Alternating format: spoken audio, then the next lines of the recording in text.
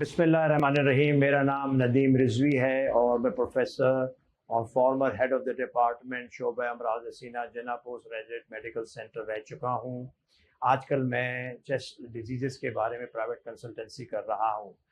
एक जो हम देखते हैं जो बहुत आम सी अलामत है जिसे कहते हैं दायमी खांसी, यानी खांसी का होना, ये एक आम सी अलामत है जो कि हर मरीज़ को या सांस के मरीज़ को होती है। अब इसमें एक चीज़ जिसे हम दायमी खांसी कहते हैं, उस खांसी को जो 3 हफ्ते से ज़्यादा चले उसे हम दायमी खांसी कहते हैं। खांसी की बहुत सारी वजूहात हो सकती हैं, लेकिन दायमी खांसी की 3 बड़ी वजूहात हैं। उसमें से एक पहली नंबर पे पोस्ट नेज़ल ड्रिप यानी नज़ला गले में गिरना। ये बुनियादी तौर पे एलर्जी की वजह से होता है। जिनको नाक की एलर्जी होती है, एलर्जिक राइनाइटिस होता है, उनका अक्सर नाक का गोश्त बढ़ जाता है और नज़ला सारा पीछे हलक में आता है।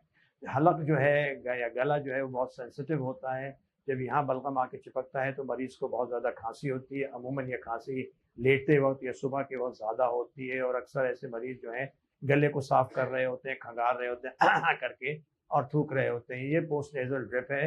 ये बहुत बड़ी अलामत है दायमी खांसी की। दूसरी बड़ी वजह जो है वो दमा है।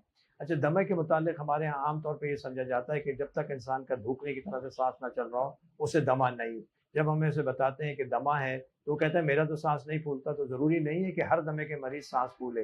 अगर बार बार खांसी के अटैक हो रहे हैं, यानी दौरों की सूरत में आपको खांसी हो रही है जो कि लंबे अरसे तक चलती है, 2-3 हफ्ते चलती है, तो अपने मालिक से ज़रूर मशवरा कीजिए कि मुझे कहीं दमा तो नहीं है। दमे के कुछ सिंपल टेस्ट होते हैं सांस के, जिससे ये मालूम कर लिया जाता है। अगर इसका प्रॉपर इलाज ना कराया जाए तो सांस की जो बीमारी है दमा, वो परमानेंट होती है और फिर उसको इलाज मुश्किल होता चला जाता है। तीसरी बड़ी वजह जो है उसे हम कहते हैं रिफ्लक्स इसोफेजाइटिस, यानी कि मैदे से तेजाबियत ऊपर की तरफ हलक की तरफ आए। ये भी एक खांसी की बड़ी वजह होती है।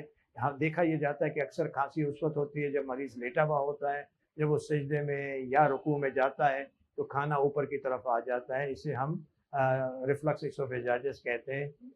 ये भी एक खांसी की बड़ी आम सी वजह है हमारे मुल्क में, क्योंकि हम लोग बहुत मुरक्कन खाना खाते हैं जिसमें बहुत ज़्यादा मसाले और घी होता है, जिसकी वजह से रिफ्लक्स इसोफेजाइटिस बहुत आम देखा जाता है। याद रखिएगा कि खाना खाने और लेटने में कम से कम 3 से 4 घंटे का वक्फा होना चाहिए। हम लेट खाते हैं और जाते ही लेट सो जाते हैं, तो इसकी वजह से ये अलामत बढ़ जाती है। जब भी आपको दायमी खांसी हो, यानी खांसी 3 हफ्ते से ज़्यादा चल रही हो, तो खुदारा अपने डॉक्टर से ज़रूर मशवरा कीजिएगा। शुक्रिया।